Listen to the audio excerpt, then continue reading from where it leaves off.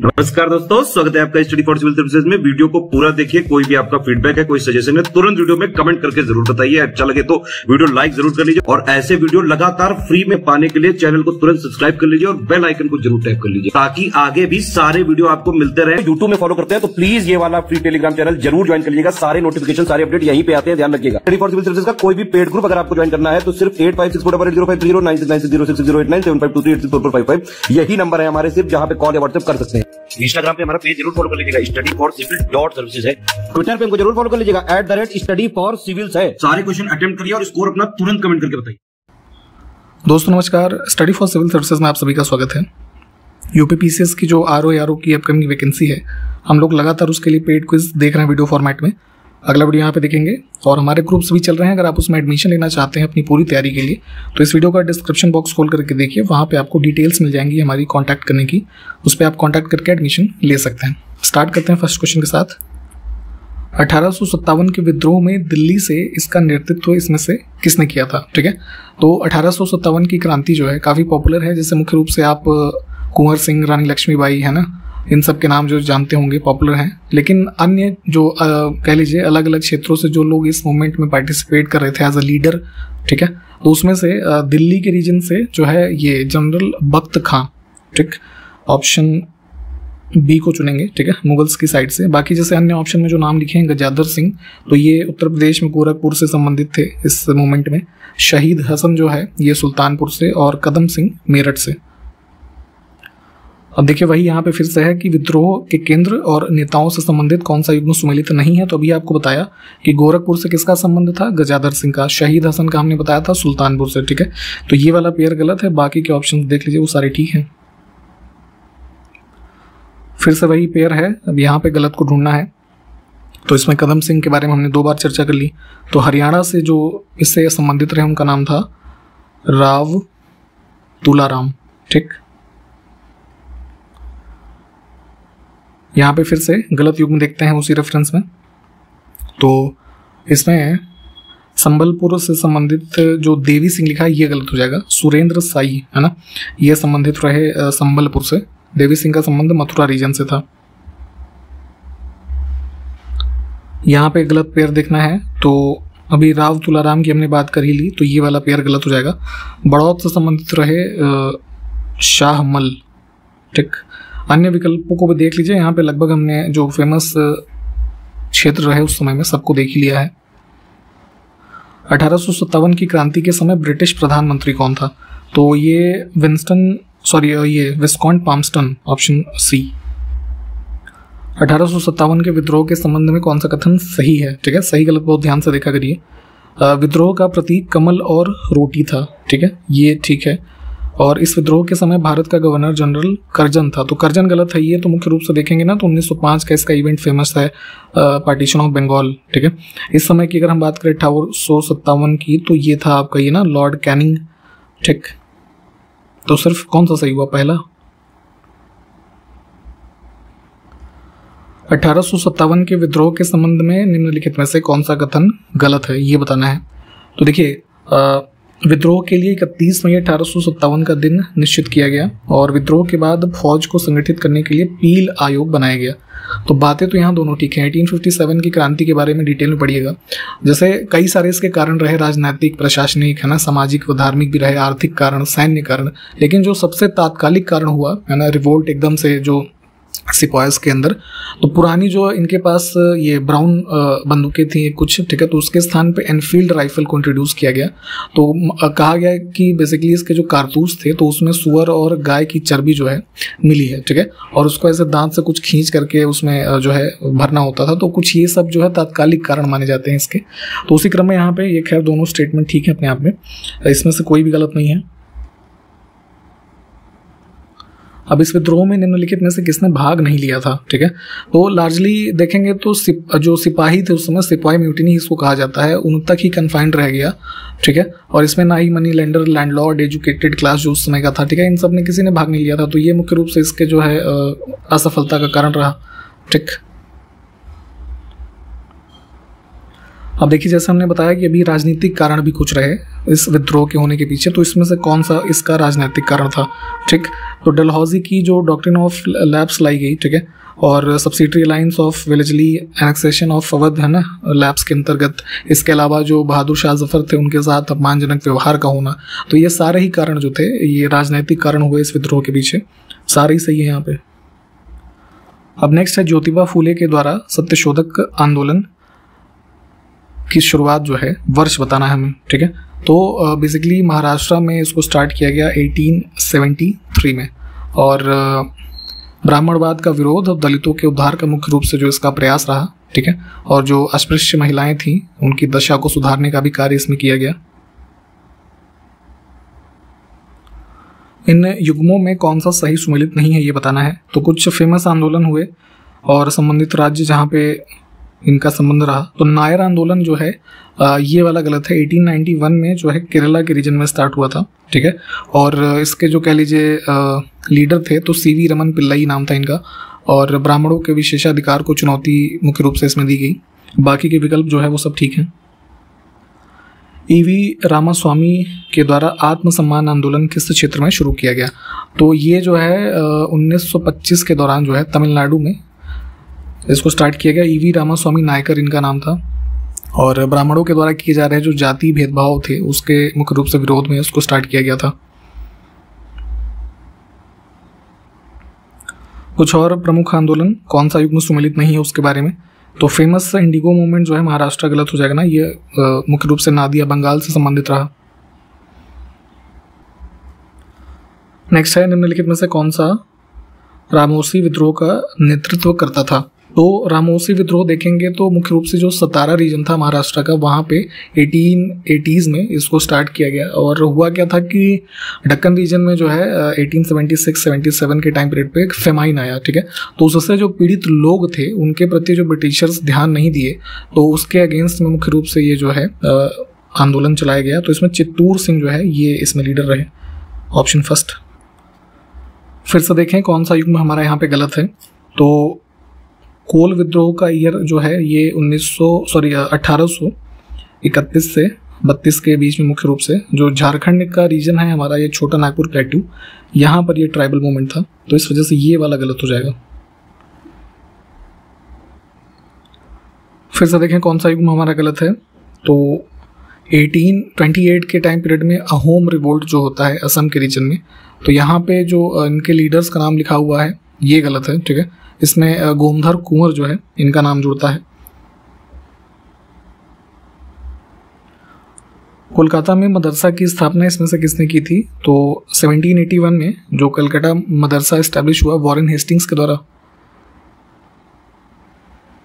प्रथम महिला विश्वविद्यालय की स्थापना किस समाज सुधारक के प्रयासों से हुई थी, तो ये जो है डी के कर्वे के द्वारा है ना 1916 में। ठीक है, महाराष्ट्र में।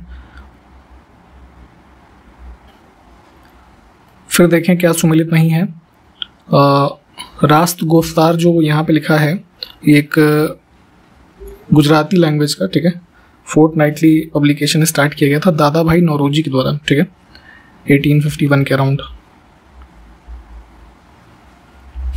यहाँ पे संवाद कौमुदी होता है, ये इंग्लिश में ट्रांसलेशन थोड़ा गलत है।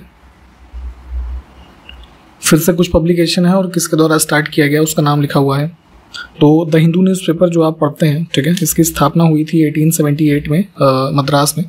तो जी सुब्रमण्यम अय्यर, ठीक है, मुख्य रूप से इसके संस्थापक थे। यहाँ पे रॉबर्ट नाइट गलत है। फिर से देखें पब्लिकेशन और स्थापनाकर्ता जो हैं, तो उसमें कौन सा गलत है। तो इंडियन सोशोलॉजिस्ट जो है ये स्टार्ट किया गया था, एक प्रकार का जर्नल था ये भी, लंदन से श्याम जी कृष्ण वर्मा के द्वारा। ठीक है, ये गलत है, बाकी के जो ऑप्शंस हैं ठीक हैं। फिर से गलत पेयर देखना है, तो यहाँ पे इंडियन सोशल रिफॉर्मर जो है ये वाला पेयर गलत है, बी ऑप्शन में। इसकी स्थापनाकर्ता की हम बात करें तो के.एन. नटराजन के द्वारा अराउंड 1890 में इसको स्टार्ट किया गया। फिर से देखें क्या यहाँ पे कौन सा पेयर गलत है। तो अनहैप्पी इंडिया नामक पुस्तक जो है ऑप्शन डी में, ये लाला लाजपत राय के द्वारा लिखी गई, ये वाला पेयर हमारा गलत है। अब देखें विश्व की प्रथम महिला प्रधानमंत्री इसमें से कौन थी। तो 1960s में सबसे पहले इलेक्ट होने वाली विश्व की पहली महिला प्रधानमंत्री हुई सिरिमावो भंडार नायके, ठीक है। किस देश की? श्रीलंका। भूमिगत मेट्रो प्रारंभ करने वाला पहला देश कौन सा था? तो जैसे इंडिया में भी अब देखते हैं आप कई सारे देशों में राज्यों में मेट्रो ट्रेन का परिचालन स्टार्ट हो गया है। तो सबसे पहले देखेंगे तो मेट्रो ऑपरेशन अंडरग्राउंड जो हुआ ये 1863 के अराउंड ही जो है लंदन में स्टार्ट किया गया था, यानी ब्रिटेन हो जाएगा आंसर।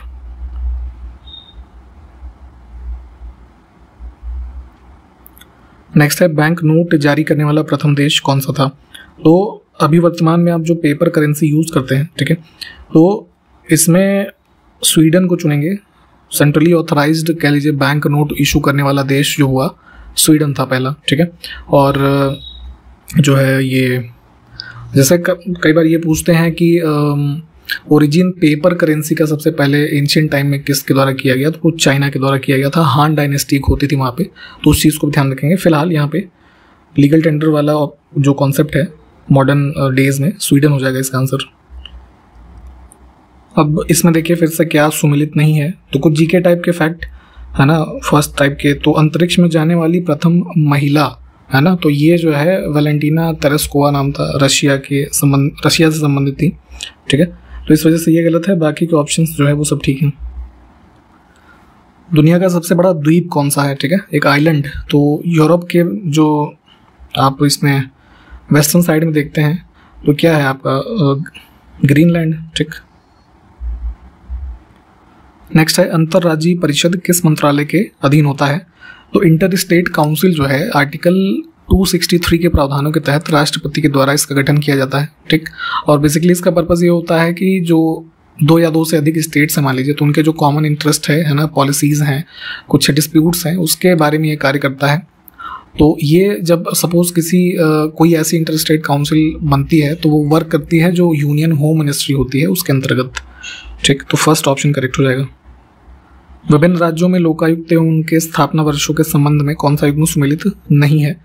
तो जैसे केंद्र सरकार में आप लोकपाल के बारे में पढ़ते हैं, तो वैसे ही राज्यों में लोकायुक्त की अपॉइंटमेंट होती है। तो सबसे पहले जो किसी राज्य में हुई वो महाराष्ट्र में हुई थी, ठीक है, इसको याद रखेंगे। और यहाँ पे जो गलत है राजस्थान वाला गलत है, ये 1973 में यहाँ पे स्टैब्लिश हुआ है। नेक्स्ट उसी संबंध में देखना है कौन सा युग्म गलत है। तो लोकायुक्त की संस्था उत्तर प्रदेश में जो स्टैब्लिश हुई है 1985 यहाँ पे लिखा है, ये गलत है। यूपी लोकायुक्त एक्ट बना था 1975 में, ठीक है, तो 1975 हो जाएगा उसको उत्तर।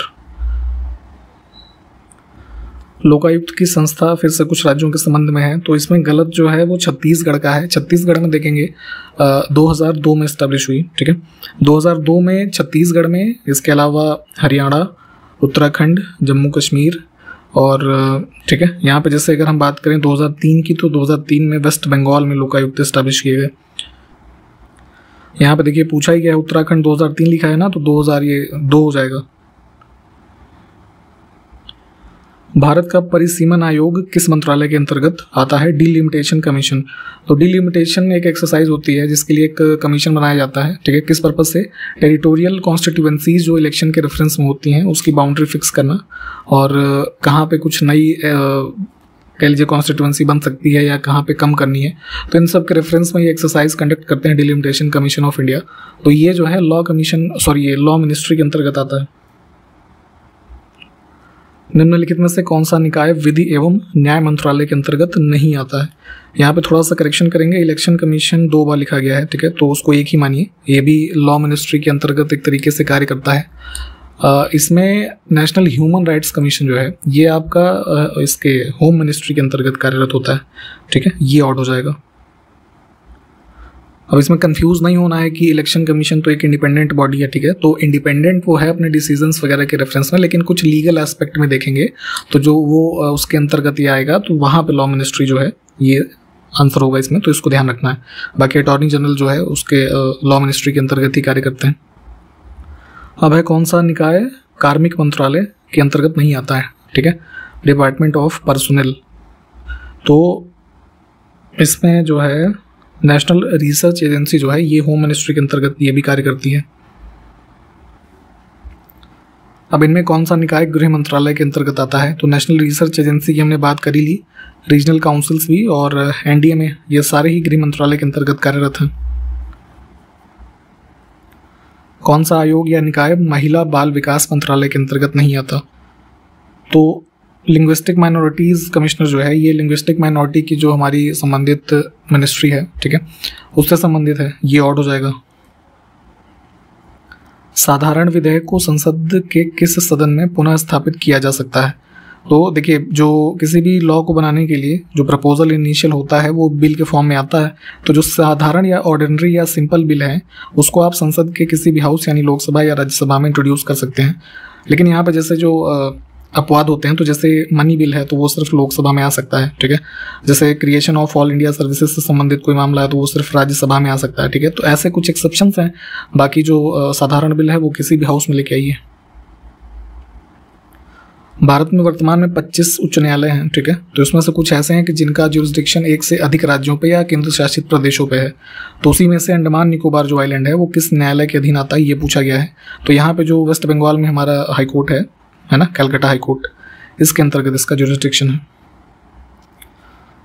बिहार में राज्यसभा की कितनी सीटें हैं ये बताना है। तो जनसंख्या के आधार पर राज्यों में जो है सीटों का आवंटन हुआ है राज्यसभा की, ठीक है। जो शेड्यूल 4 भी आप पढ़ते हैं कॉन्स्टिट्यूशन की, वहाँ पे ये प्रावधान उसमें मेंशन है। तो उसी क्रम में अगर हम देखें तो बिहार में जो है कुल 16 सीटें एलोकेट हैं, ठीक। उत्तर प्रदेश की अगर हम बात कर लें तो उत्तर प्रदेश से 31 सांसद जो है वो राज्यसभा के लिए चुन के जाते हैं।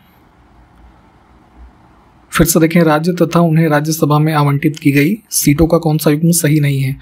तो अभी उत्तर प्रदेश की हमने बात की, आंध्र प्रदेश का जो है वो 11 है, महाराष्ट्र के लिए 19 और वेस्ट बंगाल वाला गलत है, वेस्ट बंगाल के लिए भी जो है 16 सीटें। अब राज्य तथा लोकसभा में उनके लिए जो आवंटित सीटें हैं उसका कौन सा युग्म सुमेलित नहीं है। तो वेस्ट बंगाल के लिए 36 नहीं बल्कि जो है 41 सीटें हैं, इसको ध्यान रखना है। राज्य तथा लोकसभा में आवंटित सीटों का कौन सा युग्म फिर से सुमेलित नहीं है। तो मध्य प्रदेश के लिए जो है 29 सीटें हैं, 19 नहीं है, ये वाला गलत हो जाएगा। बाकी के ऑप्शंस जो हैं वो सब ठीक हैं।